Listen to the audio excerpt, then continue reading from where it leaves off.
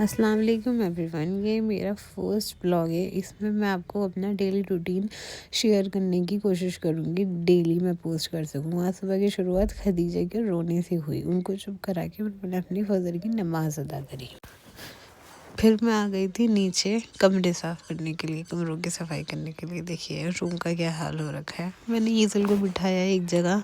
फिर मैंने उनको किसी और चीज़ में बिज़ी करना चाहा कि वो जब तक खेलेंगे नहीं मैं अपना काम कैसे स्टार्ट करूँगी। बच्चों और मेरी जो छोटी बेटी है खदीजा, वो सो रही थी। वो तो खैर परेशान नहीं करती हैं, थोड़ा सा ईज़ल ही हैं जो बहुत परेशान करती हैं मुझे अभी। तो मैंने उनको किसी चीज़ में बिज़ी करा। फिर मैंने अपने रूम की सफाई करनी स्टार्ट करी। बीच में मैं आपको इंट्रोड्यूस करती हूँ। मैं एक हाउसवाइफ हूँ और मेरी 2 बेटियाँ हैं।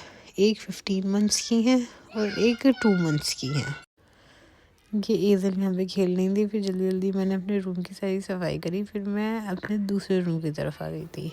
और ये दूसरे रूम का हाल देख सकते हैं आप। ईज़ल के पापा दुकान जा रहे थे, तो ईज़ल बहुत ज़्यादा ज़िद कर रही थी, पापा मैं आपके साथ जाऊँगी। फिर मैं उनको लेकर आई तो वो बहुत ज़्यादा ही रो रही थी। वो अपने पापा से बहुत ज़्यादा अटैच्ड हैं।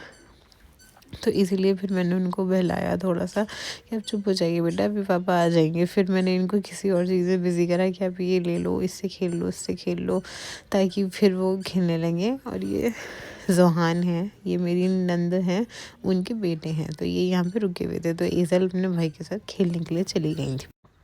ईज़ल अपने भाई के साथ खेलने गई जब तक मैंने अपने रूम की सफाई करनी स्टार्ट कर दी, क्योंकि वो फिर आ जाती मुझे परेशान करने के लिए। इसीलिए फिर मैंने जल्दी से झाड़ू लगाई। फिर यहाँ पे खदीजा उठ गई थी। फिर इनको मैंने थोड़ा सा पैम्पर करा। फिर ये देखिए आप ईज़ल को कैसे अपने भाई के साथ खेलने में लगी पड़ी हैं।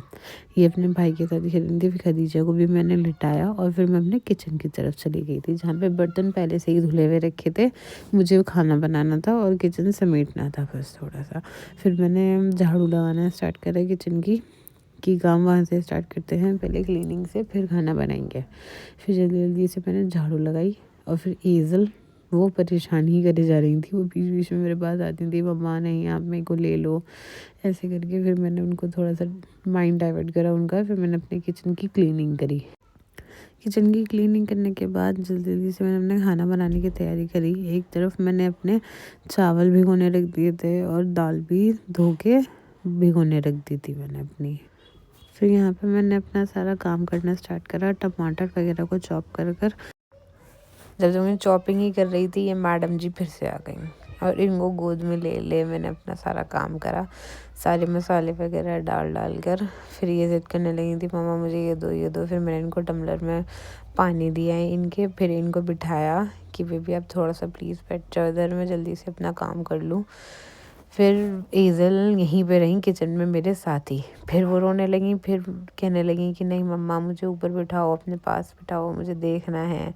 पता नहीं बच्चों को क्या हो जाता है यार जब भी हम कुछ काम करने जाते हैं तो। फिर मैंने अपना सारा काम करके नमाज़ पढ़ी। फिर खदीजा को प्यार करा, वो उठ गई थी क्योंकि फिर मैंने इन दोनों को सुला दिया। दोपहर के टाइम पे ये दोनों सोती हैं और सिर्फ यही मेरा फ्री टाइम होता है जिसमें मैं अपने बाकी के काम कर सकती हूँ। फिर इन दोनों को सुलाने के बाद मेरी मम्मा का कॉल आ गया था, मैंने उनसे थोड़ा सा बात करी। फिर मैंने अपना वर्क फ्रॉम होम करा और अपने वीडियोस को शेड्यूल करा जो मैं इंस्टा पे पोस्ट करती हूँ डेली। उन सबको पोस्ट करने के बाद शाम के खाने का टाइम हो गया। यहाँ पे मेरी सासू मॉम ने आलू गोश्त बनाया था।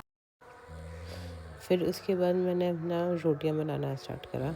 जल्दी अपनी रोटियां बनाकर अपना सारा काम फिनिश करा मैंने और फिर अपनी नमाज़ अदा करी इशा की। फिर उसके बाद ईज़ल के पापा आ गए थे अपनी शॉप बंद करके। फिर बच्चों ने उनके साथ थोड़ा सा टाइम स्पेंड करा अपना। फिर हम लोग सोने चले गए थे।